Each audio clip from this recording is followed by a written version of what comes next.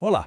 O cenário econômico global, sabe? Ele está contando uma história bem fascinante no momento. Uma história basicamente de duas velocidades. De um lado, a gente tem um gigante pisando no freio. E do outro, uma superpotência que, olha, se recusa a desacelerar. Então vamos entender juntos como é que essa divergência toda está desenhando o mapa da economia mundial. Pois é, a gente está navegando em águas bem agitadas. Um cenário de alta volatilidade, onde cada novo dado econômico pode, assim, mudar completamente a direção do mercado. Por isso, entender as forças por trás dessa instabilidade é mais crucial do que nunca. E essa é a pergunta de US$ 1 milhão, né? Por quê? A resposta, como a gente vai ver, ela está meio que escondida nos detalhes dos últimos indicadores. Vamos lá, vamos juntar as peças desse quebra-cabeça econômico. Ok. A chave para decifrar o momento atual está no contraste. Um contraste gritante entre as duas maiores economias do planeta, China e Estados Unidos. E elas não poderiam estar seguindo caminhos mais diferentes. Se a gente olhar primeiro para a China, os sinais de desaceleração são bem claros. As exportações caíram, o que significa que o mundo está comprando menos coisas da China. E, ao mesmo tempo, as importações também diminuíram, um sinal de que o próprio consumidor chinês está mais contido, está segurando o bolso. E qual foi a resposta de Pequim para isso? Bom, uma injeção massiva de capital. 820 bilhões em novos empréstimos. É uma tentativa clara, bem agressiva, de usar o crédito para tentar reacender os motores da economia. Agora, vamos atravessar o Pacífico e aterrissar nos Estados Unidos, porque lá a história é completamente diferente. A economia por lá está mostrando uma resiliência impressionante. As vendas no varejo, por exemplo, vieram bem acima do esperado, provando que o consumo, que é o grande motor da economia americana, continua funcionando a pleno vapor. E esse número aqui, ele resume bem essa força toda. Uma projeção de crescimento de mais de 5% para o último trimestre. É muita coisa. Um resultado tão forte assim praticamente elimina a necessidade de o Banco Central americano cortar juros no curto prazo. A economia, por enquanto, está se virando muito bem sozinha. Então, o ponto crucial está resumido bem aqui. De um lado, a China injetando crédito para combater a desaceleração.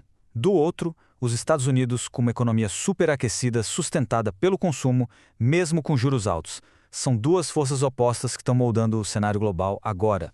Só que essa dinâmica entre os gigantes não fica isolada, né? Ela cria ondas que acabam afetando todas as outras peças no tabuleiro global, especialmente os mercados emergentes. E o Brasil, claro, sente diretamente o impacto desse jogo. Os nossos dados mais recentes mostram um cenário de enfraquecimento, com uma China mais fraca comprando menos e os juros altos nos Estados Unidos atraindo capital, o nosso consumo e a nossa indústria começam a perder o fôlego. Esse gráfico da indústria automotiva é um excelente termômetro disso. A gente vê quedas bem expressivas, tanto na produção quanto nas vendas. Isso nos diz duas coisas. Primeiro, que o consumidor está pensando duas vezes antes de comprar. E segundo, que, por consequência, as fábricas estão produzindo menos. E para completar o cenário, tivemos uma saída bem significativa de capital estrangeiro. Mais de 4 bilhões de reais deixaram o país.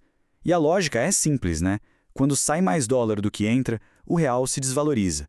E isso também acaba pesando sobre o desempenho da nossa bolsa. E a Europa como fica? Bom, o mercado por lá está em modo de espera. Toda a atenção está voltada para o Banco Central Europeu. A grande questão no ar é quando é que os juros vão começar a cair. Qualquer sinal, qualquer palavra pode causar uma volatilidade imediata. Mas a história não acaba por aí. Além desse cabo de guerra entre China e Estados Unidos, tem dois fatores de risco no radar que podem complicar todo o cenário. O primeiro deles é o fantasma da inflação, que parecia estar sob controle, mas que dá sinais de que pode voltar a assombrar. Vamos usar a Índia como um bom exemplo disso. No período anterior, a Índia registrava uma leve deflação nos preços por atacado. O que isso quer dizer? Que, na média, os preços no atacado estavam caindo. Esse era o ponto de partida. E aqui está a virada surpreendente.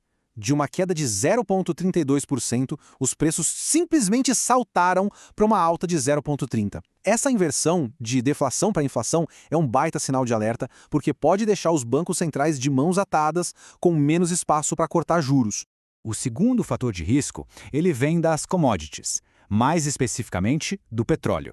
O preço do barril é uma peça-chave no quebra-cabeça da inflação global. Não tem como fugir. Os dados mais recentes mostraram uma queda bem acentuada nos estoques de petróleo dos Estados Unidos, quase 4 milhões de barris a menos. E a lógica do mercado é simples: menos produto estocado significa um potencial maior de alta nos preços, e um petróleo mais caro é mais uma fonte de pressão inflacionária para o mundo inteiro. Ok, juntando todas essas peças, qual que é a conclusão prática? O que tudo isso significa para quem investe, afinal? Bom, o resumo da ópera é o seguinte: a gente tem uma China tentando reanimar sua economia com muito estímulo, enquanto os Estados Unidos seguem fortes, o que mantém o dólar valorizado.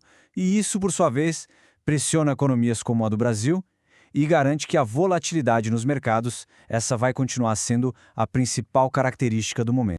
E tudo isso nos deixa com uma reflexão importante. No mundo onde os dois maiores motores da economia puxam em direções opostas, ter clareza sobre o cenário macroeconômico deixa de ser um diferencial e se torna essencial. Porque, no final das contas, a questão é: a gente vai navegar nessas ondas com um mapa em mãos ou vai apenas reagir à força da maré?